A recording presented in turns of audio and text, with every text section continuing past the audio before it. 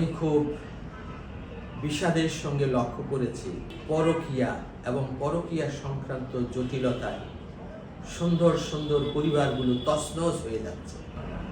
প্রতিদিন কি সুন্দর গৃহবধূ সুইসাইড করতে যায়, হু হু করে কাঁদে, ঘুমায় না।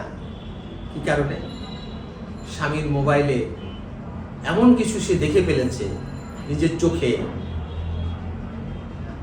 নিজে আকাশ থেকে পাতালে পড়ে যায়, ভেঙে চুরমার হয়ে যায়। অনেকে পেয়েছি যারা ভাবে আমার আর বেঁচে থেকে কি হবে, মরে যায়। এই কথাটা আমার মিডিয়াতে বলা উচিত নয়, তবু বলছি। অনেকে মনে করে ছোট সন্তান থাকলে শেষ হওয়া মরে যায়। কি ভয়ঙ্কর চিন্তা! কারণ ওই যে দহন, ওই দহন আর মেটাতে পারে না। এই জন্য আমি খুব মনোযোগের সঙ্গে আমাদের ধর্মের অনেক কিছু পড়েছি, হয়তো অনেক কিছু পড়ি নাই, অন্য ধর্ম আমি পড়েছি। প্রত্যেকটা ধর্মে এই নৈতিক শক্তিটাকে এত গুরুত্ব দিয়েছে কেন?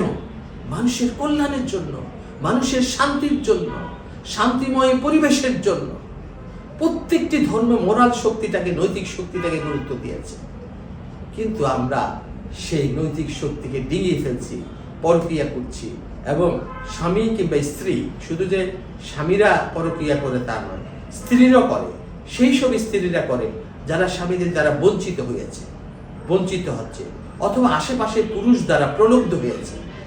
নারী এবং পুরুষ আগুনের মতো, বিচ্ছিন্ন যদি থাকে অন্য পুরুষের আগমন ঘটে। নারী পুরুষ যদি বিচ্ছিন্ন থাকে, অন্য পুরুষের আগমন ঘটে, দূরে থাকে, তখন সহজে তারা আরেকজনের সাথে তাদের ইনস্টিংচুয়াল যে ড্রাইভ, দৈহিক যে টান, দৈহিক যে জোয়া, সেটাকে সামাল দেওয়ার ক্ষমতা হারিয়ে ফেলে। সুতরাং তারা পরকীয়ায় জড়িয়ে যায়। এতে সন্তানরা বেশি ক্ষতিগ্রস্ত।